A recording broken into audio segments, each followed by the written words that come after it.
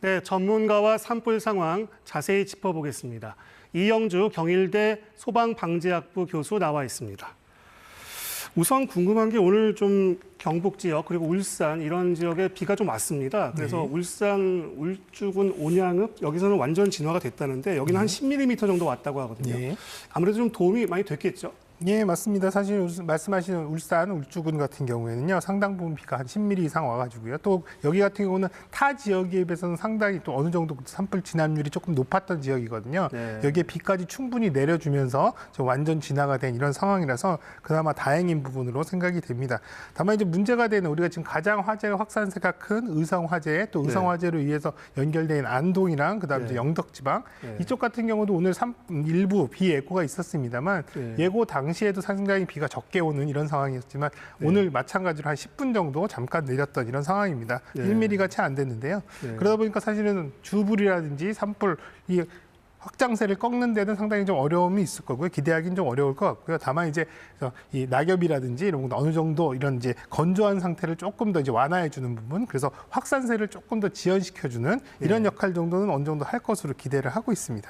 그리고 비가 오면 그 연기도 좀 덜 난다고 하더라고요. 네, 일단 기본적으로 연소 자체가 이제 크게 일어나지 않기 때문에 열원 자체가 많지 않기 때문에 연소되는 상황도 훨씬 적어져서요. 연기량이라든지 이런 것들도 또 대기 중에 미세먼지 이런 것들도 비로 인해서 어느 정도 또 이제 이 완화되는 부분들이 있어서요. 조금 더 이런 부분들이 효과가 있다 보겠습니다. 한 10mm 이상 오면 좋겠는데 좀 그렇지 못해서 좀 답답한 상황인데 이제 뭐 거의 일주일 가까이 산불이 이어지고 있습니다. 지금 확산세 어떻게 보고 계신가요? 지금 이제 다른 지역 같은 경우는 어느 정도 불이 잡히는 이런 의미로 불이 잡혀 나가는 것으로 보이는데요. 말씀드린 대로 의성 화재, 또 의성 화재로 인해서 동쪽으로 계속 확산되는 가는 과정에서 영양이라든지 혹은 또 영덕 지역 이런 부분 쪽이 사실은 좀 상당히 좀 우려가 되는 부분입니다. 오늘 야간까지도 사실은 진화율이 그렇게 높지 않은 상황이기 때문에 이런 부분들이 좀 우려가 되는데요.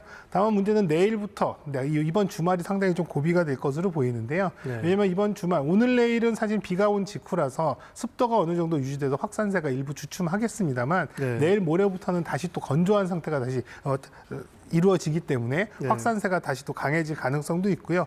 바람도 강하다는 예보가 있어서 이런 확산에 대한 부분들이 좀 더 넓어질 이런 위험도 있다 이렇게 보겠습니다. 네. 그럼 역시 뭐 앞으로의 바람의 방향 이런 거에 또 영향을 미치겠지만 현 상황을 놓고 봤을 때 가장 상황이 심각한 곳은 어디라고 봐야 됩니까? 지금 앞서 말씀드린 영양 지역이나 영덕 지역 이쪽 부분이 사실 어떻게 보면 이제 확산세가 아직 꺾이지 않은 지역으로 볼 수가 있거든요. 다만 이제 앞서 말씀드린 주말 동안 또 이제 바람의 방향이 또 바뀌는 상황이 된다고 그러면 지금 현재 이제 이 주말 중에는 이제 꽃샘추위처럼 온도가 좀 낮아지는데 이게 이제 북쪽에 있는 찬 공기들이 이제 남쪽으로 내려오는 상황. 그래서 이제 이런 상황이 된다면 바람의 방향도 바뀌면서 오히려 이제 영덕 이남 쪽에 남쪽 지역에 있는 포항이라든지 이런 쪽으로의 확산될 가능성도 충분히 대비를 해야 되는 상황이거든요. 그래서 이쪽 지방, 동해안을 낀 이 영덕 주변의 지역 쪽으로의 어떤 확산세가 상당히 좀 우리가 우려가 된다 이렇게 보겠습니다. 대비가 필요하겠습니다. 이번 산불 양상은 과거 산불과는 좀 양상이 좀 다른 것 같습니다. 어떻습니까? 우리가 그동안의 대형 산불이라고 하면 대부분 기억하실 텐데요. 대부분 이제 동해안 지역에 걸쳐 있는 이를테면 강릉 지역이라든지 고성이라든지 이런 쪽. 그래서 해안과 겹치면서 바람 방향이 밤낮으로 바뀌고 또 이를테면 양간지풍이라고 해서 이제 태백산맥을 넘어오면서 고온 건조한 강한 바람 때문에 화재가 굉장히 빠르게 확산되는 이런 부분들을 대부분 이제 대형 화재로 이어진다고 생각했었는데요. 이번 같은 경우에는 지금 경북 지역의 의성 지역 같은 경우도 사실 산으로 둘러싸여 있는 내륙 지방인데도 불구하고 사실 양간지풍 못지않은 굉장히 강한 바람과 또 그리고 또 화염도 굉장히 강하게 형성되면서 강한 상승기류에 의한 비화 이런 것들도 적극적으로 발생을 하고 있거든요. 이러다 보니까 굉장히 빠른 확산세 또 여기에 더해서 또 산세도 굉장히 험한 상황이라서 지상에서의 진압이 굉장히 어려운 점 또 그리고 동시다발적으로 이런 화재가 수평적으로 이 화선의 길이도 굉장히 길어지는 이런 여러 가지 특성 때문에 굉장히 화재 진압에 어려운 상황들. 그래서 아마 대형화되는 양상으로는 이전과는 좀 다른 경험하지 못했던 형식의 어떤 이제 이 확산세다 이렇게 보겠습니다. 뭐 지금 추세라면 뭐 이제 최종 결과가 나오지는 않았지만 현재 추계한 내용만 봐도 역대 예. 최악의 산불이 될 것이 확실시된다 이렇게 나오고 있는데요. 어떻습니까? 예, 오늘 저녁 7시에 산림청에서 브리핑을 했는데요. 그 당시에 지금 현재 화재 산불 지역 피해 면적이 약 36,000헥타르에 이른다라고 했는데요. 이전까지 최대 피해 면적은 2000년도에 동해 산불에 23,000여 헥타르였거든요. 이것만 보더라도 훨씬 그때 기준을 이미 넘어선 상태인데요. 네. 다만 이제 지금 현재 이 집계된 것들은 지금 이제 산청 쪽이나 지금 이 의성 쪽이나 또 이제 울주군 쪽의 산불 피해 면적을 다 합산한 부분인데 네. 다만 이제 의성 산불이 가장 큰 피해 면적으로 별도로 본다 그러면 지금 현재 한 19,000헥타르 정도 이렇게 소실이 된 상황입니다. 다만 이제 이 상황이 계속 더 늘어난다면 단일 지역으로만 하더라도 가장 큰 피해 면적을 보일 수 있다라는 부분들이고요. 네. 또 역대 최장 기간 오랫동안 산불이 지속된 게 이제 9일이거든요. 9일이요? 예, 2022년에 울진 산불이 그랬었는데요. 네. 지금 엿새째 내일이 이제 7일째로 넘어가면은 이번 주말까지 진압이 안 된다면 산불 기간으로서도 거의 역대급의 어떤 이제 재난으로서 기억이 될 수 있겠습니다. 네. 그 거기서 말하는 산불 영향 구역과 산불 피해 면적은 같은 단어입니까?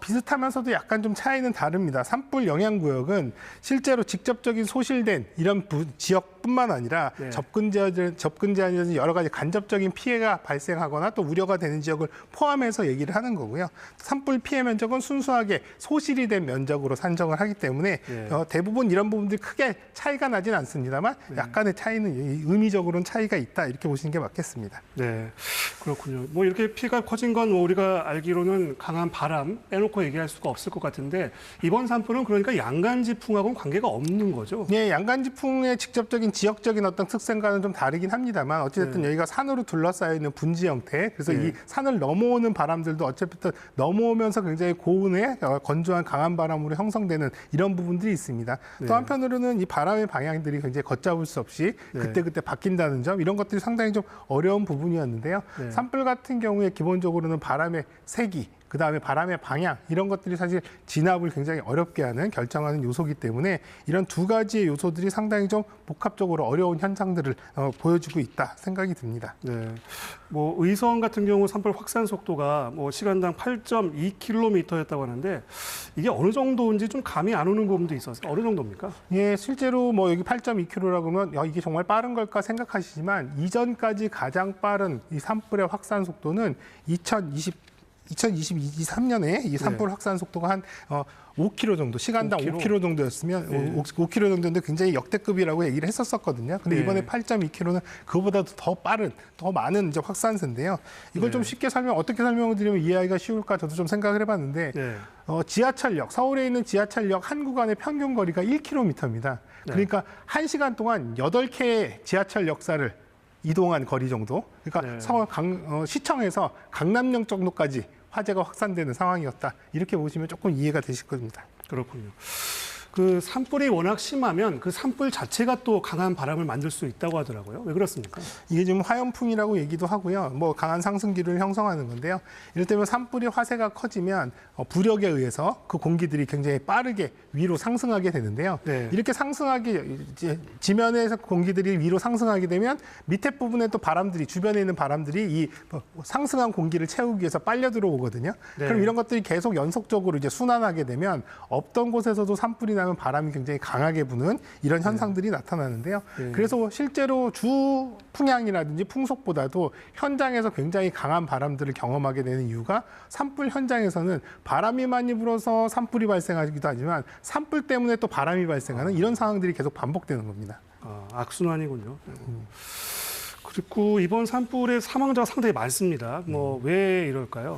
사실 화재 초기에 산불 초기에는 진압대원들의 어떤 이제 이 사망이라든지 진압 과정에서의 이런 사망이 보고가 됐었는데요. 네. 오히려 이제 산불 확대가 진화되면서 긴급한 대피 과정에서 이제 사망을 하는 분, 혹은 또 이미 대피를 못하는 상황에서 이 화를 당하신 분, 오히려 이제 주민의 피해가 굉장히 늘어나는 이런 네. 좀 안타까운 상황들입니다. 뭐 그 원인으로 본다면 선제적 대피가 가장 안전하고 또 좋았을 거라는 아쉬움도 있겠습니다만 대피 명령이 떨어진 이후에 대피하는 과정에서 대부분 사망자들이 이제 고령층이었는데요. 네. 고령층 같은 경우는 젊은 분들보다는 이동하는 또 신체 능력들이 떨어지기 때문에 긴박한 대피에 정확하게 좀 호응을 하긴 좀 어려운 상황이었다. 또 한편으로는 고령자분들께서는 이런 재난 대피 문자라든지 또 각각 시시각각 변하는 산불의 어떤 위험 상황이라든지 이런 것들을 인터넷이나 또 이를테면 휴대폰이나 이런 것들을 좀 확인하시는데 상당히 어려움들이 있어서 네. 정보의 획득이라든지 또 정보 획득에 따른 또 행동이라든지 이런 것들에 여러모로 어려운 부분들이 있지 않았나 이렇게 지금 분석을 하고 있습니다.